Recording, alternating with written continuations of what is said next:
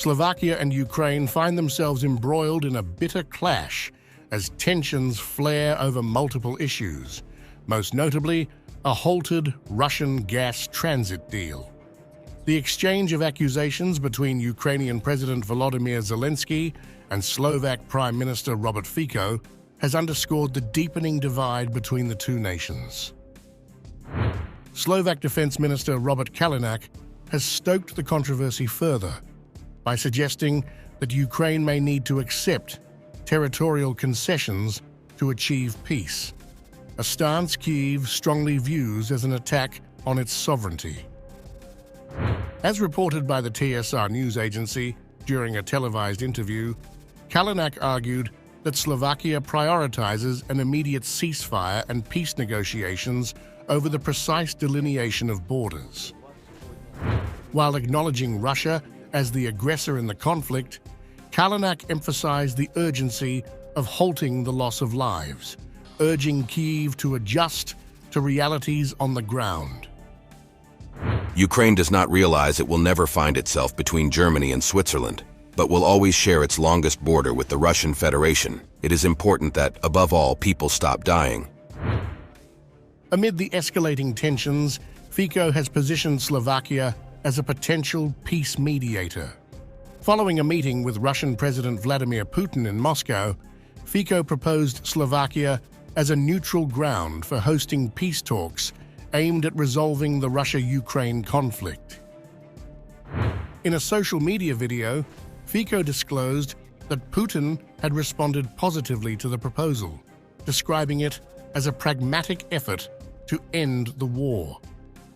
However, Zelensky dismissed the initiative, accusing Fico of pursuing self-serving agendas rather than genuine peace. Nothing surprises me anymore. We are fighting for lives. Fico is fighting for money and hardly for Slovakia's money. Shadow agreements with Putin are either a trade of state interests or working for personal gain. Fico did not want compensation for the Slovaks, and he does not want to cooperate with the European Commission. For some reason, he finds Moscow more profitable. The dispute over gas transit has further strained relations. Fico, in a strongly worded statement on Friday, warned that Slovakia might consider reciprocal measures if Ukraine proceeds with its plan to halt Russian gas supplies to Slovakia from January 1st. If, after the 1st of January, gas stops flowing to Slovakia via Ukraine and the consequences that I have now openly spoken about, and I am fighting against wherever I can, will occur, please do not address the office of the government of the Slovak Republic, but turn to the office of the President of Ukraine and to the authorities of the governments of all the member states of the European Union, which are going ahead with this economic suicide in the name of harming the Russian Federation. After the first day of January, we will assess the situation and the possibility of reciprocal measures against Ukraine.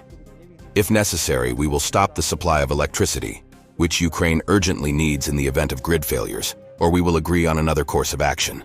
Good evening. Under Fico's leadership, Slovakia has taken a notably pro-Russia stance, ceasing military aid to Ukraine and adopting rhetoric more aligned with Moscow's position.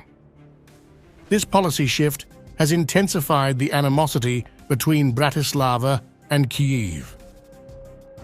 With the January 1st deadline fast approaching, the escalating gas transit dispute threatens to further strain relations, raising significant concerns about the broader implications for regional energy security and diplomacy.